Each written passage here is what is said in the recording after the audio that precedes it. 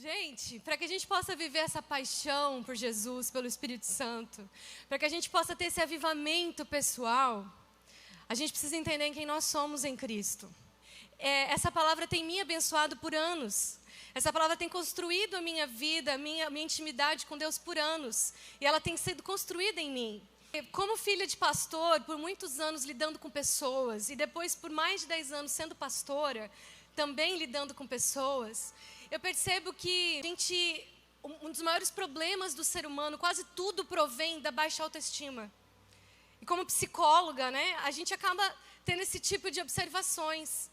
E eu percebo que, às vezes, a insegurança do irmão com o outro, a fofoquinha entre os irmãos, e às vezes a inveja, tudo provém de baixa autoestima. Inclusive, a nossa dificuldade em crer que nós somos amados pelo Pai provém da baixa autoestima. E sabe o que é interessante? Que a baixa autoestima, ou a autoestima em desequilíbrio, ela gera ou orgulho ou vitimismo, não é mesmo? A autoestima em desequilíbrio, ela gera o quê? O Lúcifer, que queria ocupar o lugar de Deus. Ela gera o que fez Adão e Eva cair. Eles queriam ser como Deus, é a autoestima em desequilíbrio. E o que nós não entendemos é que é tão sério sabermos quem nós somos em Cristo, é tão sério, porque a gente sabe que nós somos filhos. Quantos aqui sabem que são filhos de Deus? Glória a Deus. Mas às vezes a gente não vive isso. A gente só sabe. Por quê? Porque a nossa autoestima, muitas vezes, foi marcada pelo pecado. E o maior problema do pecado é que ele atinge a nossa autoestima. Quem foi abusado sexualmente, carrega para o resto da vida culpa, inferioridade, se sentindo um objeto. O que faz a autoestima? E isso gera tudo aquilo que eu citei no início. A pessoa que também peca, porque quem foi abusado é vítima de um pecado. Mas a pessoa que também peca de alguma forma, ela também carrega culpa, ela também carrega um monte de coisas que atingem a autoestima. E o que me faz pensar tudo isso? Me faz pensar que isso nos impede de verdadeiramente crer que nós não somos criaturas. Deus não nos criou como mais uma das outras criaturas. Em Gênesis capítulo 2, em Gênesis capítulo 1, versículo 26, 27, diz que nós fomos criados à imagem conforme a semelhança de Deus. Conforme a sua imagem e semelhança. Você não é mais uma criatura. Você não é mais o macaco, o leão, o tigre, o cachorro, o cavalo. Não foi criado à imagem e semelhança, eles são criaturas. Mas você foi criado para ser filho. Você foi criado para ser chamado. Mas sabe o que me chama a atenção? Por que eu estou citando essa passagem para dizer que você foi criado para ser filho?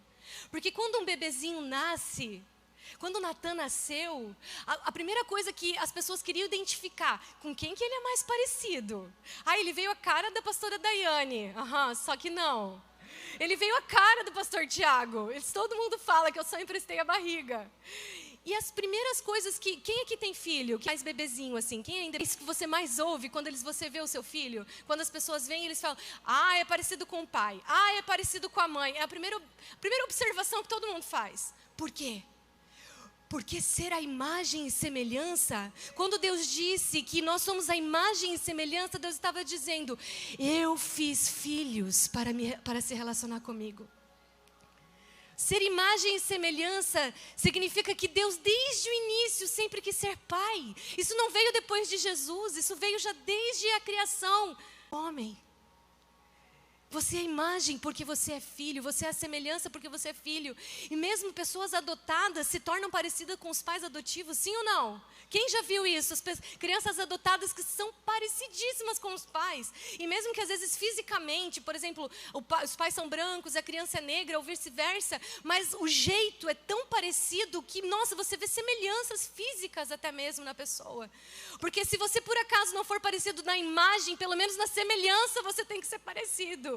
Você vai ser parecido de alguma forma quando Deus na virada do dia se relacionar com você sempre, todos os dias. Por isso Deus ia visitar o jardim do Éden todos os dias na virada do dia para falar com Adão e Eva, para que eles continuassem sendo a semelhança também de Deus, não apenas a imagem.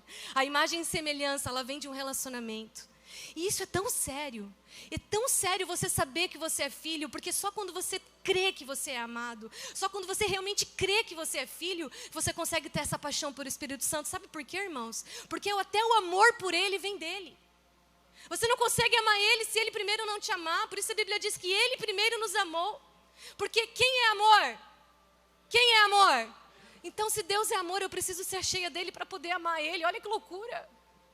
A Bíblia diz que até a vontade de adorar vem de Deus, nada vem de nós. A fonte de todas as coisas é dele, para ele, por ele são todas as coisas. Mas é tão sério você crer que você é filho, para que você possa manifestar com segurança. Deus quer que você viva sem medos.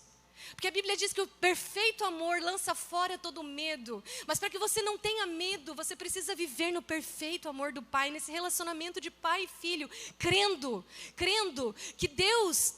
Por que Deus nos criou? Por que Deus decidiu ter filhos? Faça essa pergunta para os pais aqui. Pastor Anderson, por que você decidiu ter filhos? Foi para que eles servissem você? Não. Porque às vezes a gente acha que Deus quer que a gente se relacione com Ele, seja filho dEle. Para quê?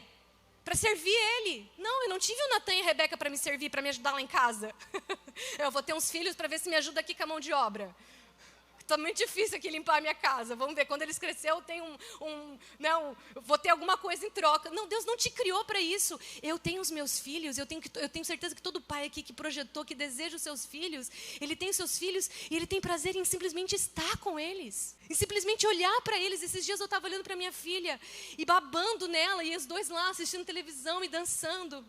E aí eu falei para minha sogra assim, nossa, que prazer que eu tenho olhar para eles. De onde que vem essa paixão, esse amor por eles? Mônica, né, com toda a sabedoria que ela sempre tem, ela disse assim, provavelmente é a mesma paixão que o Pai tem por nós também, quando Ele olha para nós. Simplesmente porque somos filhos. Eu não preciso de um motivo para amar os meus filhos. Deus não precisa de um motivo para te amar, você simplesmente é. Você simplesmente é. E quando você não crê nisso, quando você não tem essa convicção, queridos, a gente vive preso, bloqueado, barreiras, vitimismo. Não, eu não consigo, eu não posso, eu não sei, nunca nada dá certo para mim, eu não funciono, sabe? As coisas não andam para mim, porque a gente não crê que o Pai, Ele pode te capacitar, te sustentar, te prover, te levar, te dirigir. Que assim como eu, como mãe, eu tenho prazer em dar tudo para os meus filhos na medida da maturidade deles. O Pai também quer fazer o mesmo para você. E isso é tão sério que o diabo atacou isso desde o Jardim do Éden. Em Gênesis ele atacou a identidade de filhos de Adão e Eva. Porque a Bíblia diz que ele nos criou a nossa imagem e semelhança. Então eles já eram ou não eram como Deus? Sim. Sim. Então olha o que a serpente disse para Adão e Eva. Esse aqui agora. Diz assim, disse Deus, para que não morrais. Ele disse, não come daquela fruta. Para quê? Para que não morrais. E a serpente disse, certamente não morrereis. Olha o que a serpente fez. A primeira coisa que ela fez, ela colocou em xeque a palavra de Deus. A primeira coisa que a serpente fez quando falou, certamente não morrereis. Deus disse, se comer desse fruto, vocês vão morrer. A primeira coisa, certamente não morrereis. Tudo que coloca em xeque a palavra de Deus na sua vida vem do diabo. Toda incredulidade que é soprada na sua mente é a serpente dizendo, não é bem assim, não é bem assim. Quando a palavra de Deus diz que você foi criado para se relacionar com Deus porque Ele te ama, não precisa de motivos para isso, simplesmente porque você é filho, porque Jesus te deu esse direito, justificou a sua vida pela graça, para que você hoje possa ser chamado de filho e filha de Deus. Quando você ouve um sussurro dizendo, não é bem assim, é a serpente colocando em xeque a palavra de Deus. Diz, amado, você é amada. E quando você vive nesse amor, você vive sem medo. Depois ela disse, porque se vocês comerem desse fruto, seus olhos vão se abrir. E sereis como? Eles já eram como Deus, sim ou não? O que a serpente fez? Colocou em xeque a identidade de filhos que eles são, que eles eram. Você já é como Deus, você já é a imagem e semelhança de Deus, você já é parecido com o papai. Você é parecido com o papai, nós queremos ser mais parecidos com Ele, amém? Nós queremos ter o cheiro dEle, amém? Isso é a maior estratégia do diabo, é que você não acredite que Deus te ama. É a maior estratégia do diabo. Porque quando você não acredita, qualquer doença, qualquer problema na sua vida, você acha que é Deus te castigando. Você acha que é Deus pesando a mão. Porque eu pequei, então eu mereço isso mesmo. Não, querido, Jesus levou sobre si todo o pecado. Você só precisa pedir perdão, se arrepender e voltar para os braços do Pai. O diabo, eu vou te provar que é a maior estratégia dele. Porque em Mateus diz... Em Mateus capítulo 3, ali no último versículo diz: e eis que uma voz dos céus dizia, este é o meu filho amado. Você conhece essa passagem? Jesus se batizou. Quando ele saiu das águas, qual foi a primeira coisa que Deus fez? Falou, este é o meu filho amado. Jesus já tinha ressuscitado enfermos, ressuscitado mortos. Ressuscitado enfermo é difícil, né? Jesus já tinha ressuscitado mortos? Curado enfermos? Não, Jesus não tinha feito nada de extraordinário, irmão. Ele só se batizou. O que foi muito legal também, porque ele não precisava, ele não tinha pecado, mas tudo bem. Foi uma grande obediência. Mas ele não tinha feito nada de extraordinário, ele não tinha morrido na cruz ainda. Mas ele já era o filho amado. Porque não é o que você faz que faz você ser amado, é quem você é. Não é o que você faz. Se você peca, então agora eu sou menos amado. Mas se eu faço tudo certinho, agora Jesus me ama. Não, querido, não é o que você faz, é quem você é. Não é se meu filho faz tudo certinho que eu amo ele, não é se ele vai lá e arruma o quarto dele que fica uma bagunça sempre, que daí agora eu amo mais o Natan, hein? Agora sim, Natan, agora a mamãe te ama 10%, 100%. Aí se ele briga com a Rebeca, agora a mamãe te ama só 50%. Não é assim, é simplesmente porque você é filho. Cara, eu acho que Deus nos deu a graça de ser pai e mãe para a gente poder tentar entender o amor dele pela nossa vida. A gente tentar entender, porque é tão profundo esse amor, que nós mesmos sendo falhos, a gente tem esse amor pelos nossos filhos, quanto mais Deus, que deu o seu único filho por você, para poder te resgatar, para que você tenha acesso a Ele, quanto mais o Pai. Só que olha o que o diabo fez. A Bíblia diz que depois que ele se batizou, o Espírito Santo levou ele ao deserto, levou Jesus ao deserto. E o diabo tinha o papel de tentar Jesus. E quando a gente fala em tentação, a gente pensa o quê? Pecado. Pecado. O diabo me tenta e ele vai tentar fazer eu assistir pornografia, ele vai tentar fazer eu me masturbar, ele vai tentar fazer eu transar, ele vai tentar fazer eu usar droga, ele vai tentar fazer eu mentir, ele vai tentar falar mal do meu irmão. Enfim, pecados gerais que você pode denominar vários. A gente acha que cair em tentação é cair em pecado. O diabo não devia ter feito isso com Jesus, porque se Jesus tivesse pecado, ele não poderia morrer na cruz, não ia adiantar de nada. Não era esse o papel do diabo, tentar Jesus para que ele pecasse. Era a oportunidade dele, era a oportunidade da profissão do diabo, cara. O sucesso da profissão dele, o auge da profissão dele estava ali. Eu preciso fazer esse cara pecar. Estou aqui de frente com Jesus, é a minha oportunidade. O Espírito Santo deixou ele aqui para mim, para eu testar esse cara. Mas o que ele fez? Ele tentou fazer o Jesus pecar assim imediatamente. Ele colocou em xeque o que Jesus tinha acabado de ouvir. Ele colocou em xeque a palavra de Deus sobre Jesus. Ele tentou fazer Jesus duvidar, porque o que ele fez foi falar, se tu és o Filho de Deus. Se tu és o Filho de Deus. Ele fez 3 tentações. Ele lançou 3 tentações sobre Jesus. Das 3, duas, ele disse, se tu és. Ele colocou em xeque a identidade de filho amado. Cara, deixa eu te falar uma coisa. Se o diabo usou na melhor oportunidade que ele tinha para fazer Jesus cair, ele usou justamente a estratégia que ele usou com Adão e Eva, de colocar em xeque a palavra de Deus e fazer eles duvidarem de quem eles eram. Tu acha que o diabo não vai fazer isso contigo? Tu acha que o diabo não fica lançando um monte de seta na sua cabeça de incredulidade sobre a palavra de Deus? De incredulidade sobre o que a Bíblia nos ensina? Porque quando você começa a duvidar, quando você começa a não crer bem assim no que está sendo falado, não é bem assim. Porque o diabo não diz assim, é mentira tudo que está sendo. Não, ele fala assim, não é bem assim. Pensa bem, tu acha mesmo que é isso, isso, isso?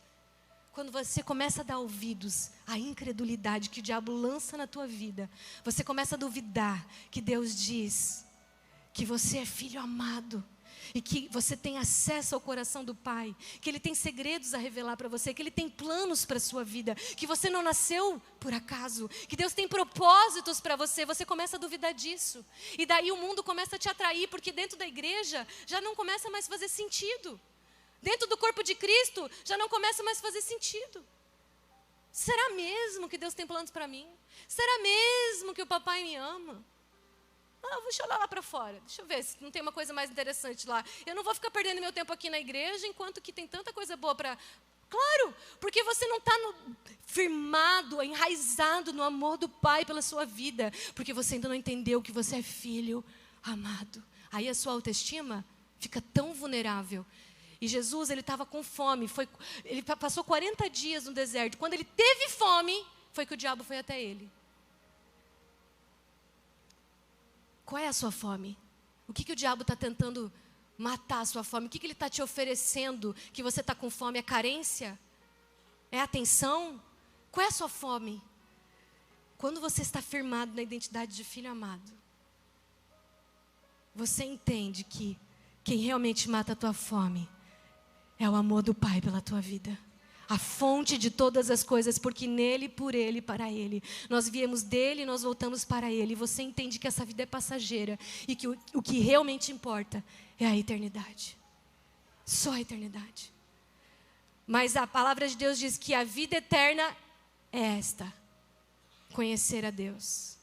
Diga comigo, a vida eterna é esta: conhecer a Deus. Então a vida eterna começa hoje. Amém? Aplauda o Senhor Jesus.